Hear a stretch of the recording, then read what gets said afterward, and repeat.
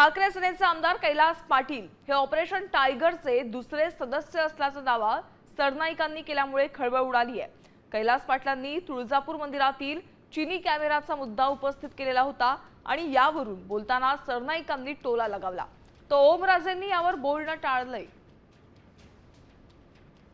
अशा कंपनीचे सीसीटीव्ही तुळजापूरमध्ये बसवलेले आहेत आणि याबाबत जर चायनीज कंपनीला बॅन का केलं तर त्याचे सर्व्हर चायनामध्ये असतात, त्या सुरक्षेला धोका निर्माण होऊ शकतो। चायना आपण बघतोय की वेळोवेळी पाकिस्तानसारख्या आपल्या शत्रू राष्ट्राला मदत करतं।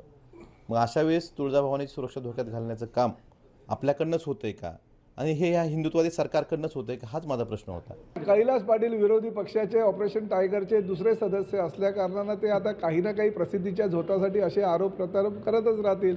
चायनीज कॅमेरे आहेत, असे कॅमेरे आहेत, जापनीज आहेत, कुठल्या देशातनं कुठले कॅमेरे ते फिरून त्यांनी त्या कंपनींची नावं काढलीत हे आम्हाला कल्पना। कैलास पाटील कुठे जातात, काय करतात, किती वाजता घरी जातात, किती वाजता तुळजापूरला येतात याची सगळी माहितीसुद्धा त्या CCTVच्या कॅमेऱ्याच्या माध्यमातून आम्हाला मिळणार, जेणेकरून आम्हाला आमचं ऑपरेशन टायगर सोपं होईल। मित्र म्हणून त्याच्या भावनेचा आदर करणं, त्याचा सन्मान करणं ही मित्राची जबाबदारी असते। त्याच्यामुळं मैत्री आहे ना, मैत्री 100% कायम आहे। पण राजकीय निर्णय घेण्याच्या बाबतीत त्यांना जे वाटतंय तशा पद्धतीचा योग्य निर्णय त्यांनी घ्यावा हीच